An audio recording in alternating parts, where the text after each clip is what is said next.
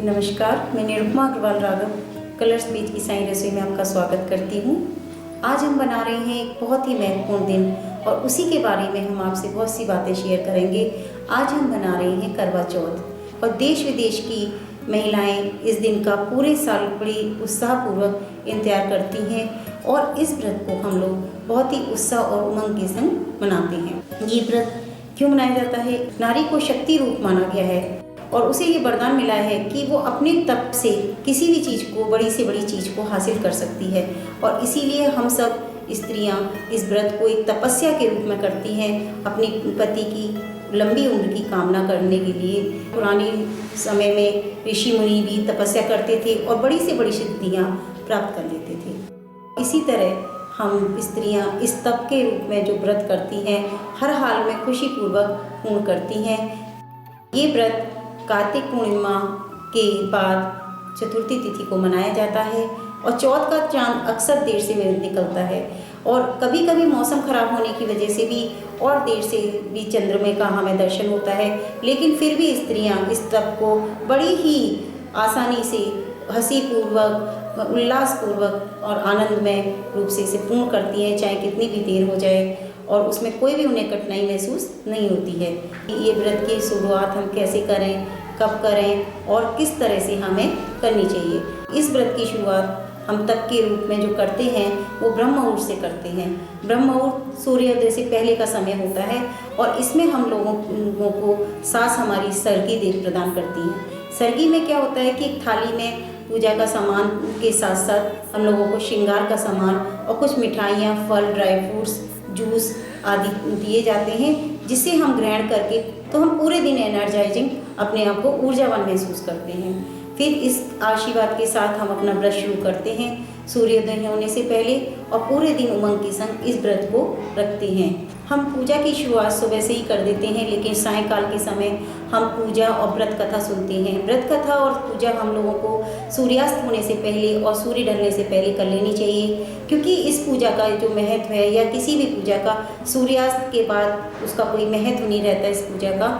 और इस पूजा को करने से पहले हम लोगों को पहले जो भी हमें कपड़े पहनने हैं वो धारण करें और उसके बाद 16 श्रृंगार के साथ हम लोग बहुत अपने सात्विक मन से अच्छे स्थान पर पूरब की दिशा जिसमें मुँह करके हम इस पूजा को करें, क्योंकि पूरब की दिशा में मुँह करके इस पूजा का महत्व अलग ही होता है, बहुत महत्व माना जाता है। इस पूजा में हमें करवा चौथ की पूजा की तस्वीर के साथ शिव परिवार की भी पूजा करनी चाहिए। उसकी हम तस्वीर या मूर्ति रख सकते हैं और इसमें जब हम पूजा करें तो करवा जो लोटा हम ले रहे हैं उसमें मौली यानी कि कलाया हम पहले बांधें उसे, और स्वास्तिक जो होता है उसे हम रोली या चंदन से बनाएं और उस पर अक्षत यानी कि चावल थोड़े से लगा दें और जहाँ हम पूजा कर रहे हैं वहाँ भी साथियाँ बनाएं हम और फिर दीपक जलाएं और फिर कथा और कहानी इसकी जो भी है व्रत कथा सुने।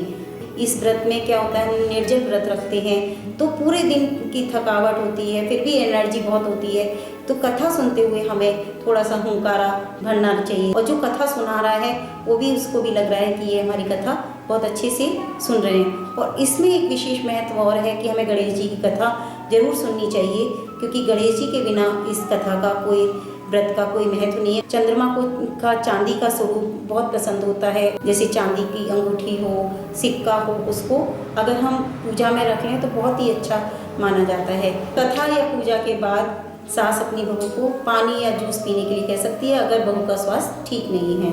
तो इस तरह से हमारी कथा पूर्ण होती है और उसके बाद 7 स्त्रियां मिलकर अपनी थाली और करवे का आदान प्रदान करती हैं और जिसे थाली बदलना भी कहा जाता है।